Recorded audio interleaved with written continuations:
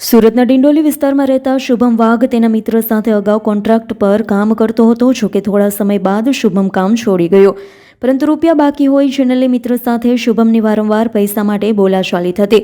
શુભમના ઘર પાસેથી જ તેનો મિત્ર જતો હોય, જેને જોઈ શુભમે પોતાના પૈસાની માંગણી કરતા તેઓ વચ્ચે ઝઘડો થયો હતો. હાથાપાઈ સર્જાયા બાદ મિત્રએ શુભમને પગ અને હાથના ભાગે ચપ્પુ મારી દેતા ગંભીર ઇજાઓ થતાં હોસ્પિટલમાં ખસેડાયો, જ્યાં તબીબોએ તેને મૃત જાહેર કર્યો. બનાવને લઈ પોલીસને જાણ થતાં પોલીસ સ્થળ પર દોડી જઈ તપાસ હાથ ધરી હતી. किशोर रामदास वाघ कहाँ रहते हैं? केतन नगर।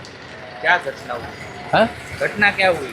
वो लड़का काम पे गया था, उनके पास पैसा मांगने गया था, तो उनका सुबह में कुछ हुआ था क्या मालूम, फिर वो शाम को मिले तो मांगने गया था, तो उन्होंने ये कर दिया।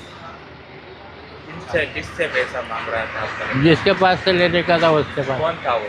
अभी मैं नहीं देखा ना वो कौन था, तो कब घटना बनी? 9 साढ़े 9 बजे की।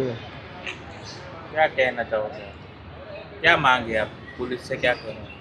पुलिस से तो वो केस किया था, फिर अभी वो उन्होंने कुछ ये किया नहीं, उसका पूरा आगे ये नहीं किया।